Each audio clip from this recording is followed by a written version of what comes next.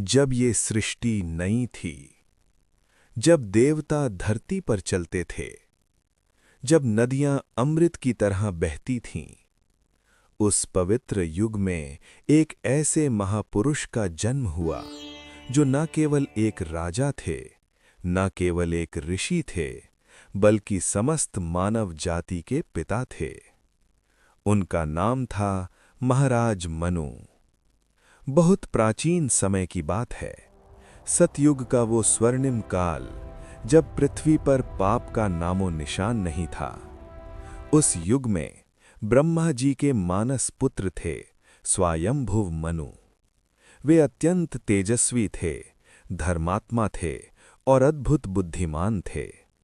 उनके शरीर से प्रकाश की किरणें निकलती थीं और उनकी वाणी में ऐसा ओज था कि पशु पक्षी भी शांत हो जाते थे। भगवान ब्रह्मा ने उन्हें पृथ्वी का प्रथम शासक बनाया।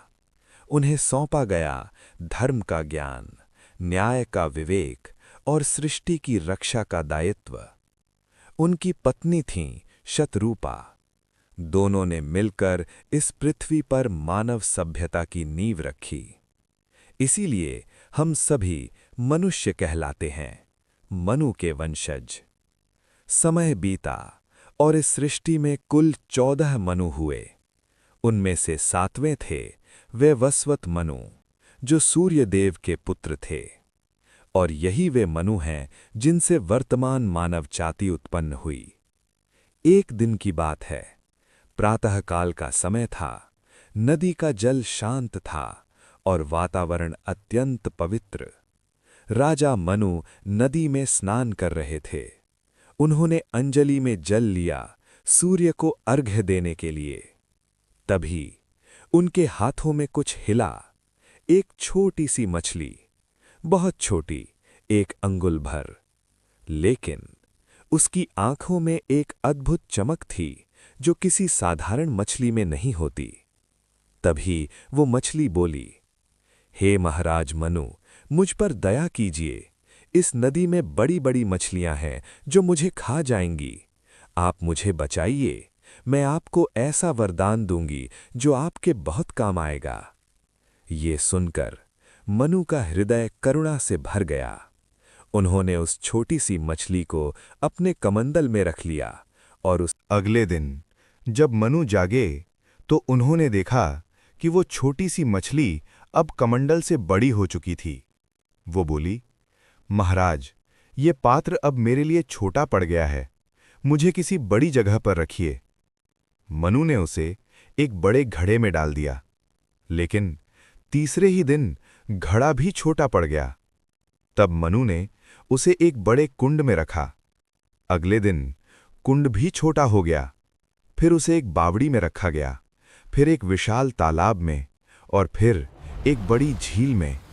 लेकिन मछली हर बार और भी बड़ी होती जा रही थी। मनु हैरान थे। उन्होंने आज तक ऐसा कोई जीव नहीं देखा था जो इस प्रकार बढ़ सके। अंत में उन्हें उसे समुद्र में ले जाना पड़ा, लेकिन समुद्र भी उसके लिए छोटा लगने लगा। अब मनु के मन में एक विचार कौंधा। ये कोई साधारण मछली नहीं है, ये अवश्य ही किसी दिव्य शक्ति का रूप है। मनु समुद्र के किनारे खड़े हुए।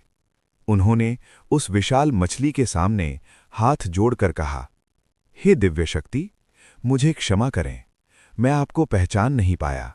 आप कौन हैं? केवल भगवान विष्णु ही ऐसी लीला कर सकते हैं। क्या आप वही हैं? अचानक मछली के चारों ओर दिव्य प्रकाश फैल गया। शंख की गूंज चारों ओर सुनाई देने लगी और समुद्र एकदम शांत हो गया। तभी वो विशाल मछली बोली, हाँ मनु, तुमने सही पहचाना, मैं ही भगवान विष्णु हूं, मत्स्य रूप में। ये सुनकर मनु के नेत्र आंसुओं से भर गए। उन्होंने तुरंत साष्टांग प्रणाम किया। भगवान बोले, सुनो मनु, बहुत जल्द इस पृथ्वी पर एक भयंकर महाप्रलय आने वाला है।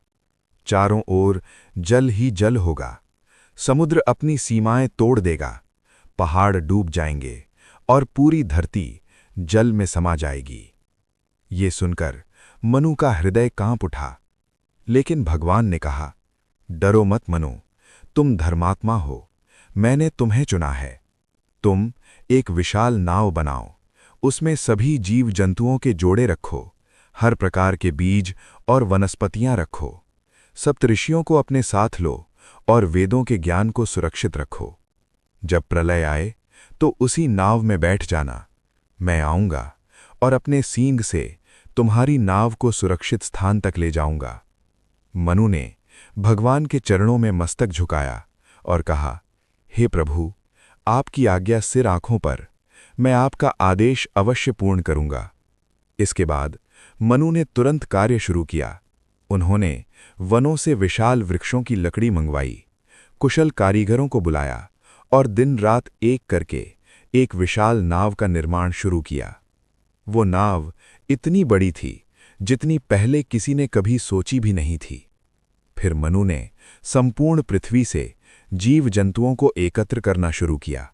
हाथी, घोड़े, सिंह, हिरण, पक्षी, सरीसृप, हर प्रजाति के नर और मादा।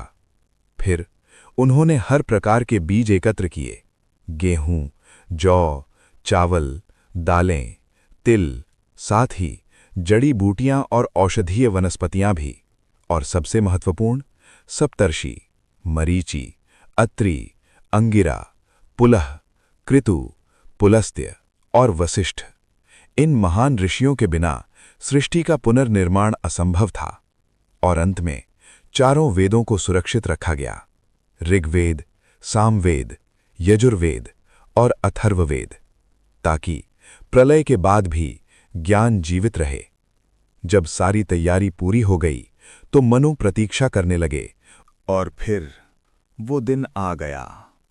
आकाश काला पड़ गया, घने घने बादल चारों ओर छा गए, बिजली कड़की, ऐसी भयंकर जो पहले कभी नहीं कड़की थी। फिर बारिश शुरू हुई, पहले हल्की बूंदें, फिर मूसलाधार वर्षा, और फिर ऐसी बारिश जो रुकने का नाम ही नहीं ले रही थी। समुद्र गरज उठा, लहरें ऊंची उठीं, मानो पहाड़ों को चुनौती दे रही हों।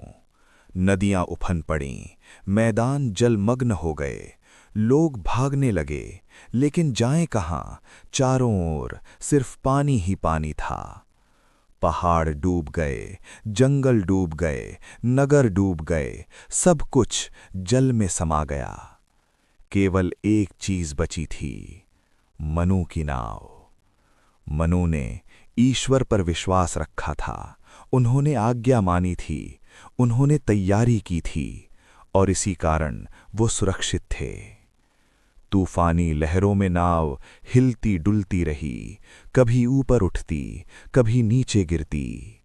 सप्तर्षि मंत्रों का जाप करते रहे और मनु भगवान का नाम लेते रहे। तभी गहरे जल के भीतर से एक विशाल आकृति उभरी।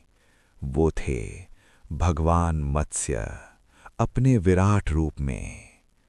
उनका शरीर पर्वत जितना विशाल था, उनकी आंखों में दिव्य करुणा थी, और उनके मस्तक पर एक चमकता हुआ स्वर्णिम सींग। भगवान बोले, मनु, मैं आ गया हूं, भयभीत मत हो, अपनी नाव को मेरे सींग से बांध दो।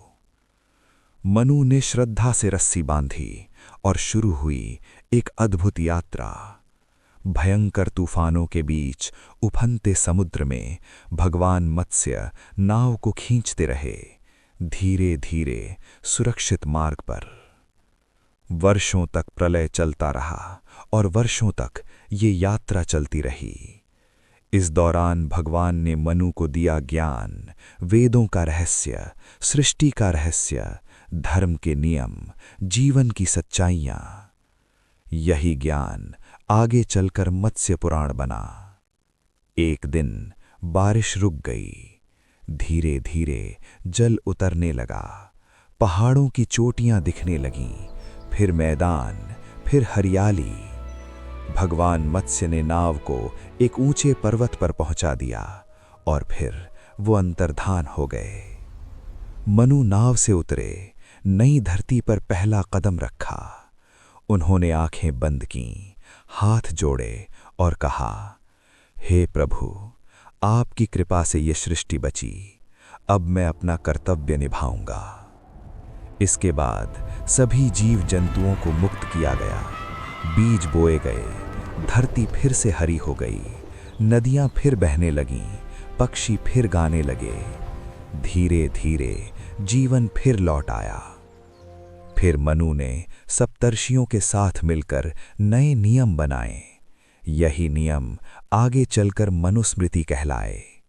इनमें सिखाया गया कैसे जीना है, कैसे धर्म का पालन करना है, कैसे न्याय करना है और कैसे प्रकृति के साथ संतुलन बनाकर रहना है। मनु ने सिखाया सत्य बोलना, दान करना, बड़ों का सम्मान करना, कमजोरों की रक्षा करना। धीरे धीरे समय बीतता गया और मनु के वंशजों ने पूरी पृथ्वी पर अपना विस्तार करना शुरू किया। उन्होंने नई नई बस्तियां बसाईं, नगरों का निर्माण किया, खेत जोते और सभ्यता को आगे बढ़ाया। धरती फिर से जीवन से भर उठी। हर दिशा में मानवता का प्रकाश फैलने लगा और इसी कारण आज हम सभी मनुष्य कहलाते हैं, मनु के वंशज। ये केवल एक कहानी नहीं है, ये एक सीख है, एक मार्ग है जीवन को समझने का। इस कहानी की सीख बहुत गहरी है। पहली सीख, दयालु बनो, क्योंकि एक छोटी सी दया आपका जीवन बदल सकती है। दूसरी सीख, भगवान पर विश्वास रखो, क्योंकि विश्वास ही सबसे बड़ी शक्ति है। तीसरी सीख, हमेशा तैयार रहो, क्योंकि संकट कभी भी आ सकता है।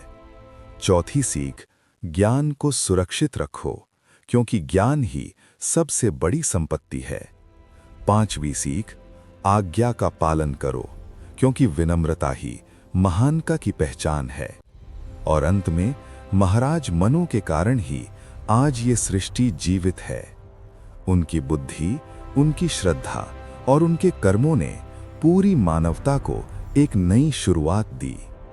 जब भी कोई मनुष्य शब्द बोलता है, वो अनजाने में उस महान आत्मा को याद करता है।